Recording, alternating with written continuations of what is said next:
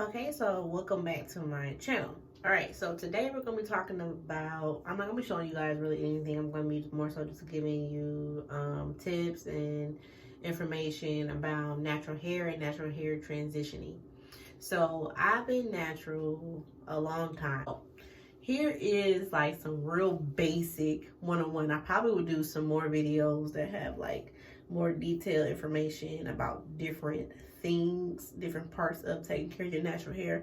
But this is some of the basic stuff. So for one, you have to find out what type of hair you have in order to know what type of products you need to buy. Okay, so even though like I have multiple different textures of hair on my one hair, right? Your hair type doesn't really matter as much as knowing like if you have low porosity hair, high porosity hair, or normal porosity hair, because that tells us if our hair, absorbs water very well, or if it does not, or if it's just pretty much, it'll soak in when it needs to soak in, if we have normal porosity. So like I have low porosity, so that means that my hair shaft does not absorb water very quickly. So like if you notice people with low porosity, if you put product on their hair, it sometimes will sit. Like you can see conditioner or products sit on their hair, right? It takes a long time for your hair to dry because water, you can almost sometimes see little water beads on their hair, on your hair. Okay, so the best explanation for low porosity hair, folks, is that our hair, like, it's like if you put water on our hair, it just sits on it and bounces off because of the way our hair shafts are compacted. People with high porosity hair, typically their hair like absorbs everything in and then it expels everything out. Right? So their hair typically gets drier faster. And then normal people, their hair absorbs what it needs to absorb and it just goes on about its business, right?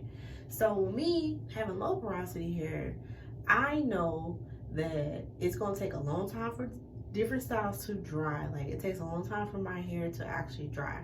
So with me knowing that, I try to look for products that specify that they are geared towards folks with low porosity hair types. Okay. Um, okay, so that's the one thing. Find out what type, if you have low porosity, high porosity, or normal. You can look up on YouTube or Google how to do a porosity test. But basically what you do is you take a strand of your hair, put it in water. Low is going to float, normal in the middle, high is going to sink to the bottom. Okay, that's typically like how it goes.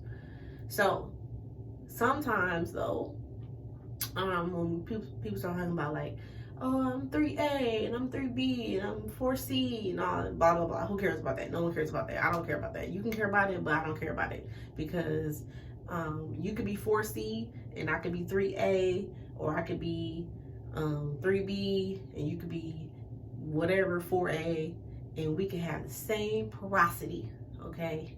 And we can be different on the level of the curl pattern, blah blah blah, whatever that crap is. I think that's just to hate on people's curl patterns, to be honest. Somebody created that to just differentiate naturals, in my opinion. So scratch all that. So that's tip number one. Find out what kind of porosity, what porosity your hair is, and look for products that gear towards that type of porosity hair, okay? If you're low porosity, just know that if you have wet styles that have to sit and dry, they're gonna take a long time to dry. You're gonna have to oil your hair differently than someone who has high porosity or normal porosity hair, okay? Tip number two is having a good routine. With anything, routine is key. Okay, I know sometimes life, blah, blah, blah, but you have to have a good routine. So me, Lala, okay? Don't come here talking about that's wrong, blah, blah, blah. This is my channel. I do what I want. You came to me, okay? So what I do is I wash and deep condition my hair with a heat cap once a week. Every week, I deep condition, okay? Another time in that same week, I co-wash with an actual co-wash or a conditioner that I have on hand, which means you use conditioner as a shampoo conditioner together. You just put the conditioner on, let it detangle and blah, blah, blah. Rinse it out. That's it. Style, go on about your business. Okay? That's the second time that I've had water, drown my hair in water at some point throughout the week. So it's 2 times I drown my hair in water. One time I wash, deep condition with heat. The next time, maybe in like 3 more days, I co-wash. Okay? Have to do that. You have to deep condition your hair at least once a week. This is with any type of porosity, any type of hair curl pattern, style, whatever you want to call it, type, whatever. You have to deep condition your hair, period. Preferably with heat. If you don't do it with heat, just put a plastic cap on, plastic bag on, whatever. But you have to do a deep condition on your hair. Okay. Number 3, drink some damn water. You cannot be drinking sodas and blah, blah, blah, and not taking care of yourself from the inside, thinking you're going to be Vitamus on the outside. Not going to happen. Okay, so drink water. Water nourishes everything to your skin, to your pores. Your scalp has pores, okay? Your scalp is skin, okay? So you have to take care of it and nourish it from the inside out. So drink water, okay? Another thing, when you talk about scalp care, taking care of your scalp. So this will be tip number 4, I guess, is taking care of your scalp by making sure that it is clean, making sure that it is nourished with oil, okay? Making sure that you are massaging it at least twice a week. Hint, hint, when you're washing and conditioning your hair and co-washing, go ahead and give your scalp a massage. When your hair is in protective styles, you have no excuse. If your hair is in braids, twist, whatever, massage your scalp. When you watching Netflix, put some castor oil on your fingertips.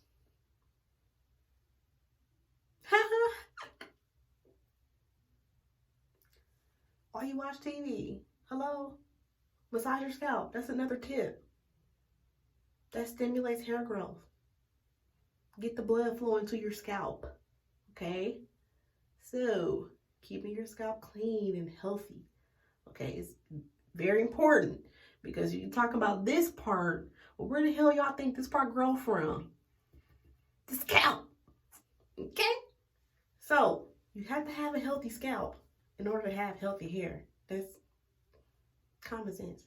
Another thing, people talk about trimming ends and cutting hair and all blah, blah, blah. To cut, to not cut. Again, disclaimer, this is what I do, okay? Lala, on Lala's Lounge, I get my ends trimmed when I need to. What is that? I get my hair cut when it needs to be cut. That's a thing. So, whatever your hair business says it needs to be cut, go get it cut. Okay? You're gonna be able to tell when your twist out starts getting raggedy and the ends of your twist out won't curl. It's probably because you need to get your ends trimmed. Okay? You know, when things are not looking and feeling smooth, it's probably time for you to get your ends trimmed. You see that? Look at that curl. You see that? Do you see? Okay. Yeah, I guess y'all don't see. You see how it's perfect circle? Okay. Don't need to be covered now because I got my hair cut before the new year. Okay. So, that's another tip. That may be like tip number 6 or something. I don't know. I've lost count. Okay. Whatever. Just take notes. Whatever. Pin this video so you can come back and write it down later on. Get your ends trimmed.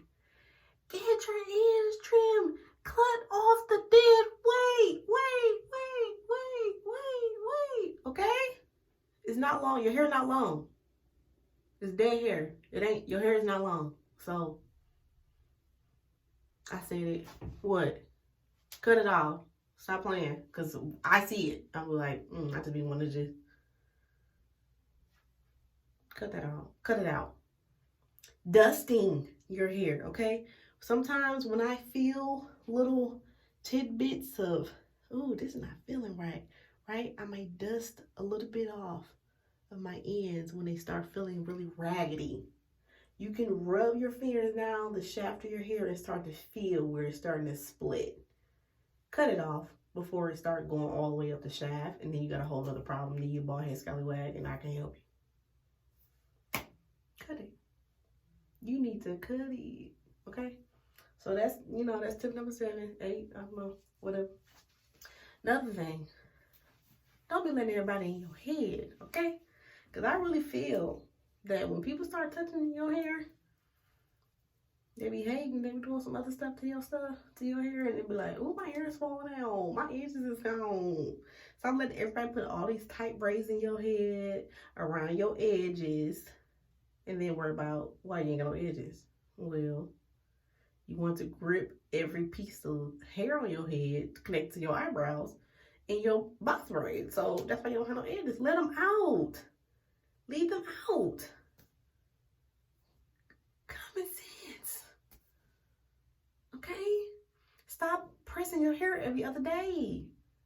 If you want to wear a weave or whatever, don't have no leave out. Have a full lace front, honey. You cannot press and flat iron natural hair every day and expect that natural part that you pressing on top of your leave out, that leave out that you pressing, to look the same as the rest of your hair when you take them braids down. It's not going to be the same. You're going to fry it and dyed it. So it's not the same. Texture's changed. Okay? Another thing, tip number 9. Find products that work for you. Stop waiting on somebody to be like, oh, that was trash. I don't use that. It might work on your head. So don't worry about what everybody else is doing. Find the products that work for you and stick with those products. Okay? It's okay to test things out based on what other people say. I test things out based on what other people say all the time. And if it works, great. If it don't, I'll be like, let me get this away. It's no big deal. But you got to test it out for yourself, because you never know what's going to work on your hair. Okay? And sometimes it's how we're using products. It's not that the product is not working. It's user error. So make sure you're following directions. Making sure you're trying it different ways. When I test a new product, I always try it on freshly washed hair, so I know, like, it's not like a reaction to something that's already on my hair or something like that. I do it on clean hair. Try new products on clean hair so you can get the full, true reaction. Your hair can get the true reaction from the product itself. Not like you got gel on it and then you put a new product on top of that and it's like, this ain't working. That gel may not, mix good with that, right? So you have to find which products work good together, okay? So that's another thing, is finding what products work good together. Which ones marry well together. Sometimes some creams don't mix with certain brands of gels or mousse or butters, whatever. You have to figure out, okay, if I put this butter on first and then the gel on top, my curl's gonna be popping. Versus if I try to put this other cream on here and then put this mousse, it be dry. Okay, so you have to, like, trial and error. Trial and error. That's the only way you're gonna know. You just have to sit and just test it out, okay? So that is that. But all in all, find things that are natural, that you can find at your grocery stores, so that if it doesn't work, it's not like a complete waste, because you may be able to use it in the kitchen. Like olive oil, you can use that in the kitchen, fry up some stuff, saute some stuff, a little avocado oil. You're not gonna be mad if it doesn't work on your hair, because you can use it for some other purpose. Aloe vera juice, you can use that for another purpose, or aloe vera gel from the actual plant. You can use that for multi-purpose.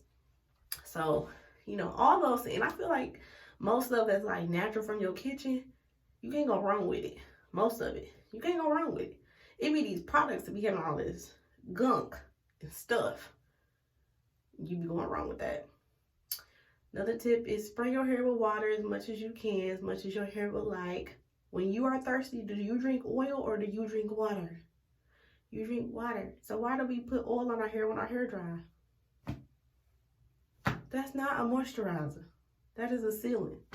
So you put the water on it first, then you seal it with the moisture. I mean, you seal it with the oil for the, you seal the moisture in with the oil. What? Water. Spray bottle of water. Mist it. That's it. Just mist your hair with some water. That's all you got to do, child. It's a simple common sense thing, but I still feel like somebody's mamas didn't tell y'all, so I'm telling here to tell you, okay? So we have that. And what else can I say about, just be patient with your hair. Be patient. I had to have 2 inches of my hair cut off because I accidentally cut my real hair when I was taking my crochets out. So, well, I don't care. It's gonna grow back. Whatever. It's, it's all in the day. Whatever, I was trying to hurry up and I wasn't doing it for the mirror. My fault. Oh, well. So these are all the tips that I have for you guys. There will be more to come on Hair Care 101, Natural Hair Care 101 in the future. And this is coming from me just knowing tips and things that I've tried over time, over years that passed, and just trial and error. So this is what I'm telling you as my first 101 hair care for naturalists. So hit me up. Let me know what y'all do with y'all's hair in the comments. If you do something different, if you have any other tips, maybe someone will be able to, learn from those tips that you have. All right. Peace out. Have a good day. And stay healthy, stay safe, stay natural. Peace.